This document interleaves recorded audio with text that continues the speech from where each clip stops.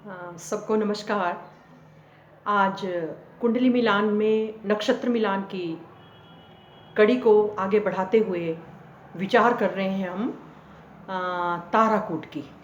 ये तारा क्या होती है और इसे किस तरह से कुंडली मिलान के लिए महत्वपूर्ण माना गया है, क्यों इसका मिलान जो है करना इतना ज़रूरी है, पहले आपको ये बताया जाता है। ये जो तारा है इसको हम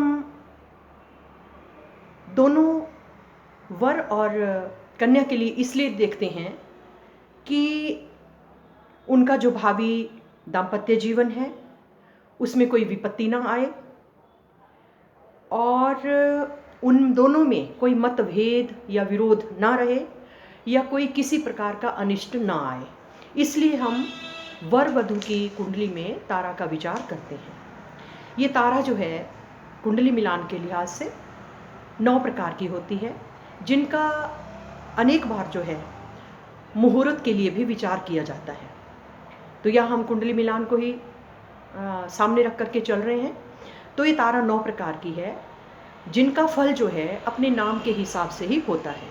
जैसे तारा है, पहली है जन्म, फिर दूसरी संपत्ति, तीसरी विपत्ति, चौथी क्षेम, पांचवी प्रत्यरी, छठी साधक, सातवीं वध, आठवीं मित्र और नौवीं अति मित्र। ये 9 ताराएं होती हैं। इनके जैसे नाम बताए गए वैसे ही इनका फल होता है। इनमें से ये जो तीसरे नंबर वाली बताई, तीसरी, पांचवी और सातवीं, ये तारा जो हैं जिनका नाम है, तीसरी है विपत्ति और पांचवी है प्रत्यरी और सातवीं है वध तारा। ये 3 ताराएं जो हैं अपने नाम के सदृश ही अशुभ प्रभाव को देने वाली मानी गई हैं। इनके अनुसार जो है वर कन्या की कुंडली में 3 गुण माने जाते हैं। 36 गुणों में से 3 गुण जो हैं वो ताराकूट के होते हैं। कैसे हम इसको देखेंगे? तो इसके शुभ और अशुभ की जानकारी करने के लिए हम क्या करते हैं कि वर के नक्षत्र से कन्या के नक्षत्र तक गिनते हैं और उसमें फिर 9 का भाग दे देते हैं, क्योंकि 9 ताराएं होती हैं। और ऐसे ही कन्या के नक्षत्र से वर के नक्षत्र तक गिनेंगे, उसको भी 9 से हम भाग देते हैं। अब यदि वहाँ पर 1 शेष रहे तो जन्म तारा होती है, 2 हो तो संपत्ति है, 3 हो तो विपत्ति है, 4 हो तो क्षेम है, 5 हो तो प्रत्यरी है, 6 है तो साधक है, 7 है तो वध है, 8 है तो मित्र है और 9 या 0 शेष रहता है तो अति मित्र तारा होती है। तो इस प्रकार दोनों ही वर और वधू की ताराओं का जो है निर्धारण किया जाता है। और दोनों की तारा यदि विपत्ति, प्रत्यरी एवं वध होती है तो समझो कि वो मिलान जो है शुभ नहीं है। यदि उनकी तारा शुभ हो तो दोनों का मिलान जो है शुभ माना जाता है और वहाँ पर 3 गुण जो है वो मिलते हैं। अगर वर वधू दोनों में से एक की तारा शुभ है और दूसरी की तारा अशुभ है तो तारा का मिलापन जो है वो औसतन माना जाता है। उसका हम अनुपात से जो है हिसाब किताब लगा सकते हैं। इस स्थिति में उसको 1.5 गुण ही मिलते हैं, एक शुभ है और दूसरी अशुभ है तो। और ये दोनों ही तारा अशुभ है तो फिर दोनों की ताराएं जो हैं, अगर विपत्ति, प्रत्यरी या वध आ गई तो पूर्ण रूप से जो है मिलापक अशुभ माना जाता है, निंदे माना जाता है। तब विवाह मिलान के लिए इनकार किया जा सकता है।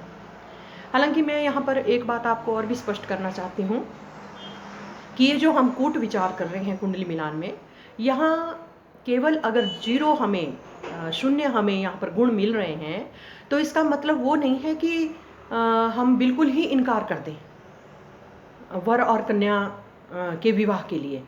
वहाँ पर जो है हम इनके परिहार भी निकालते हैं। दोष किस तरह से काटा जाता है, दोष किस तरह से खत्म हो जाता है, वो भी विचार किया जाता है। ये पहले मैं आपको सभी कूटों के बारे में बता करके फिर इनके जो भी परिहार हैं या जिस तरह से इनके दोष जो है कट जाएं, वो भी मैं आपको एक वीडियो के माध्यम से बताऊंगी। तो जैसे अब अगर वर वधू दोनों की विपत्ति तारा ही हो गई तो क्या होगा? इनके जो भावी दाम्पत्य जीवन है उसमें वो विपत्तियों की तरफ जो इशारा कर रही है विपत्ति तारा। और दोनों की अगर प्रत्ययी तारा आ गई तो दोनों के स्वभाव में मतभेद रहता है या विरोध रहता है। और वध तारा आ गई दोनों की ही, तो समझो कि उनके जीवन में कुछ अनिष्ट होने की आशंका बन जाती है।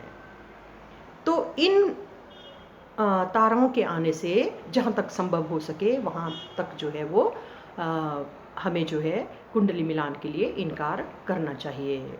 फिर अगर परिहार हो जाता है, दोष कट जाता है, तो वहाँ पर जो है उसको फिर पुनः जो है वर वधू को जो है मिलान के लिए हामी भरी जा सकती है। जैसे हमने जो उदाहरण लिया है, अगर उसी को हम देखें, वर का जन्म जो है पुष्य नक्षत्र है, कन्या का जन्म जो है उत्तरा फाल्गुनी का जो हमने पहला चरण लिया था उसको माना जाए, तो ये जो बताया आपको विधि किस तरह से हम देखेंगे, तो वर के नक्षत्र से हम कन्या के नक्षत्र तक गिनते हैं तो 5 संख्या हमें प्राप्त होती है।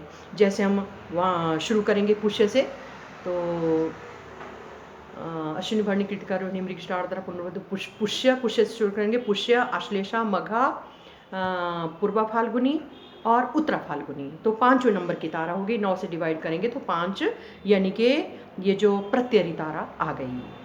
और फिर हमने कन्या के नक्षत्र से गिना, कन्या का नक्षत्र है हमारे पास उत्तरा फाल्गुनी, तो वहाँ से गिनेंगे उत्तरा फाल्गुनी, हस्त, चित्रा, स्वाति, विशाखा, अनुराधा, ज्येष्ठा, मूला, पूर्वाषाढ़ा, उत्तराषाढ़ा, श्रवण, घनिष्ठा, शतविशा, पूर्वा भाद्रपदा, उत्तरा भाद्रपदा, रेवती, अश्विनी भरणी कृतिका रोहिणी मृगशा आर्द्रा पुनर्वसु और पुष्य। तो यहाँ तक जो है 24 संख्या आती है। 24 को 9 से भाग दिया तो शेष बच गया 6 बचने से जो है ये साधक तारा यहाँ पर हुई। तो एक तारा जो है वो अशुभ आ गई और एक तारा जो है वो शुभ आ गई। इसका परिणाम क्या हुआ कि यहाँ पर जो है जैसे वर की तारा जो है वो भावी जीवन में मतभेद पैदा कर सकती है, लेकिन कन्या की तारा जो है उन मतभेदों को अथवा उन विरोधों को शांत करने का प्रयास करेगी। तो यहाँ पर जो है विवाह किया जा सकता है और यहाँ मिला जुला या औसतन फल देने वाला इस तारा का फल रहेगा। इस स्थिति में तारा के जो है वो 1.5 गुण माने जाएंगे और विवाह के लिए जो है उसको योग्य ठहराया जाएगा कुंडली मिलान को। इस तरह से हम तारा का विचार करते हैं। आगे हम फिर योनि का विचार करेंगे। इस तरह क्रमशः समझते जाएंगे तो बाद में जा कर के हम किस तरह से परिहार होते हैं, दोष किस तरह से काटे जाते हैं, वो हम आपको वीडियो के माध्यम से बताएंगे। धन्यवाद।